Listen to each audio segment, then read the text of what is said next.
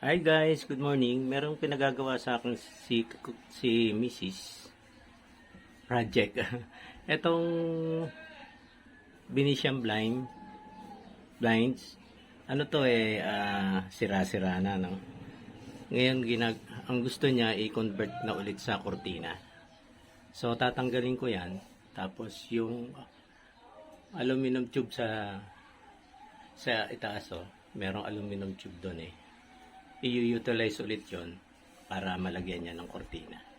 So bumili na ako ng hook sa Ace Hardware kahapon. 54 to, no? Ilang piraso ba to?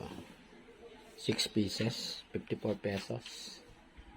Then pagkatapos noon, yan, magdidikit naman ako ng mga sticker na yan, mga umangat na sticker. Didikitan ko na lang, no? Siguro mighty band na lang ang ilalagay ko dyan. Isa pa. Okay. Sige, magtatanggal muna ako ng ng Venetian blind. Ano guys, yung aking finished product. Ganda na, maliwalas na. Tsaka yung pasok ng hangin niya, presko. Kasi pag Venetian blind, medyo nakakaharang din sa daloy ng hangin. Kasi kung iaangat mo naman, paliwala siya.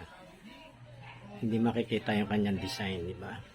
So ito, kahit nakababa yung kortina, yan, pwede mong buhulan dyan, sa gitna para yung mga bakanting spaces, yan, diyan papasok ang hangin. Okay, tapos yung dinitikitan ko, hindi ko pa natapos. Madali na yan, ayan. Dinikit ko na yung nakalaylay doon, tapos dito na lang, yan, konti na lang doon. Meron akong bagong pandikit, yun na lang gagamitin ko. Kasi nadidikitan yung kamay ko ng mighty band